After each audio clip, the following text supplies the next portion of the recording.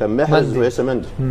لان في الاحيان دي يا محمد لازم تدي الرساله للمباراه اللي بعدها، لان احنا خلاص عدينا مباراه، تسيطر على مشاعرك. ومهم قوي ان انت توصل الرساله الايجابيه دي.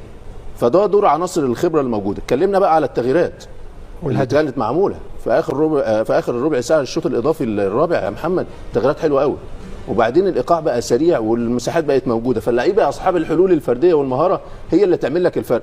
عشان كده الجول حلو، الجول حلو قوي. التكنيك بتاعه انا متابعه في الدوري القطري يا محمد. في بعض الاحيان لما بيروح على ال 18 بيستخدم بطن رجله البعيده. النهارده عشان المساحه بعيده شويه راح حاططها في وش رجله. فحاجه. وعلى فكره هو عشان يسجل هدف في الدحيل في الدوري القطري محتاج 3-4 فرص.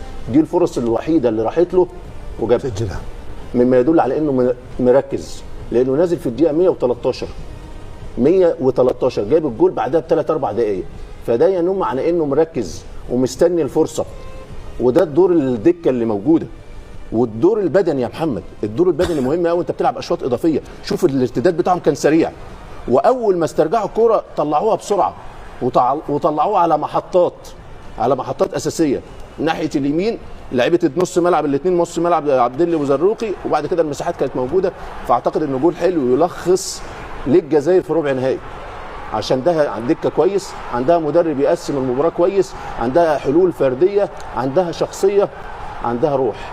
كل المكونات دي خليته موجود في ربع نهائي اللي انا بعتبره من اقوى ربع النهائيات الموجود في كاس الامم الافريقيه، لان في 7 منتخبات كلهم موجودين فازوا بالبطوله قبل كده، واخر 6 بطولات لو الكوت ديفوار راحت اخر 6 ابطال موجودين في ربع نهائي.